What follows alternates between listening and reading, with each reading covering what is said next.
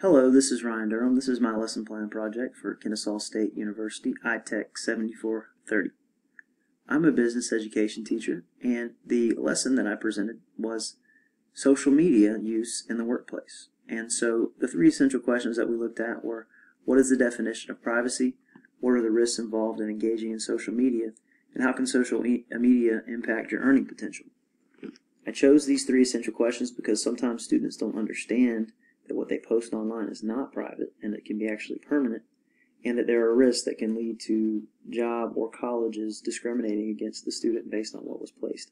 And you can see here IBT2, IBT6 deal with exploring social media etiquette and the fact that it does impact students in the workplace. Also that we need to cultivate and manage digital identities and be aware of the permanence of anything that we put online.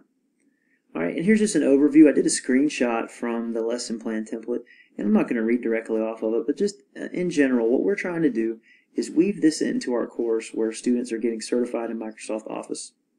They'll become Microsoft Office specialists. We have opportunities in class for little mini lessons to cover the rest of the standards.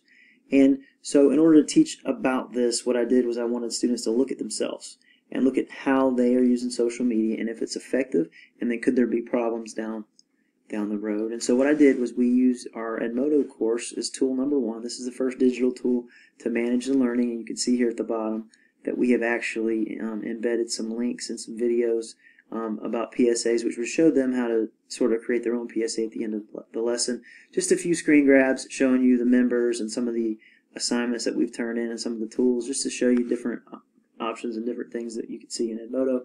The second tool that I used was Snipping Tool. I think this is a powerful tool that's built into every Microsoft Windows device, and it's something that students don't know about, but it was a great way to illuminate how easy it is to take a snapshot. So what we did, we logged into social media and we tried to find 5 social media sites of popular athletes or celebrities, and students would use the Snipping Tool to take a screenshot, make a collage.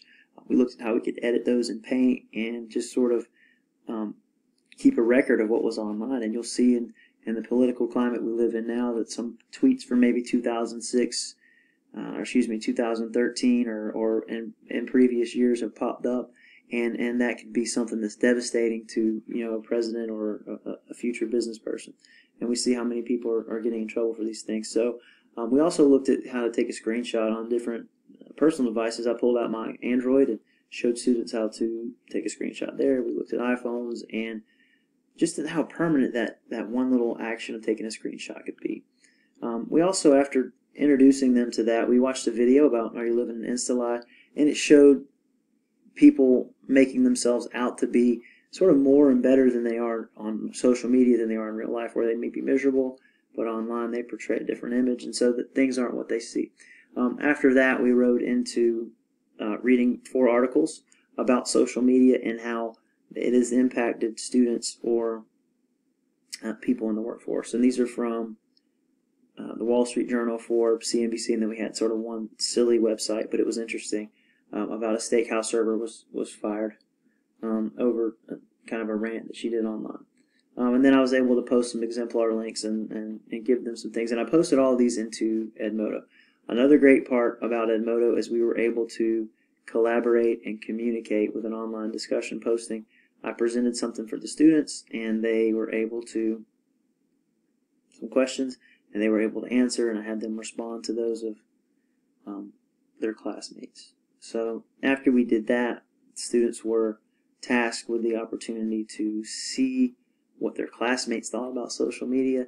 They went out and surveyed 5 of their classmates, and they created an infographic that taught some of the findings. And so my management is pretty simple. I have a classroom with 34 workstations, and you know, it was really easy to do in my room because, again, I have a computer lab and everything was kind of led. I was a facilitator. If the internet was going to go down, I had copies of all the articles that needed to go out. Instead of discussing things online, we were going to do a Socratic seminar, and they're familiar with that from their English classes. You know, and if we couldn't use the video presentation tools, obviously we could use Movie Maker or Publisher, or we could really just do a drama if we had to, ultimately. And then since we're doing it in school, all students had access to the internet. I don't have any students with IEPs in this class, but I do know how to use the Zoom feature on the web browser. I know how to adjust the settings. We know text-to-speech apps. All of these are available, and we're ready to go for any student with physical disability. It's really good with technology. It's very easy with what I have at my fingertips to kind of make sure that these students have what they need. Students were also able to use online word processing tools like Word Online and Google Docs to kind of complete their planning document. Google Forms are great. I was able to give them a rubric through Google. Again, I borrowed this one from Read, Write, Think and online, but it was a great document to share with them so they could know how to finish their PSA. And next time I'm going to make sure to sort of have students really do a deeper self-assessment before watching the videos and talking about the articles, because they kind of frame the thinking of a student, and I really would like to catch them off guard even a little bit more. But just to see how they kind of maybe change their opinion over time. And so I think it's important to make sure we don't add students as our friends, and let them know that there's a time and a place for everything, and that we need to be careful on social media because what we post is important and it can impact you. So it was a great introduction to the topic. I recommend other people trying it, and I'd love to actually dive in a little bit deeper with my students next time and talk about how we should use it in the workplace. Maybe we would set up our own rules and requirements and guidelines for that. But anyway, I enjoyed the lesson, and I appreciate the opportunity to implement it. And wow, 6 minutes and 34 seconds has flown by. Thank you.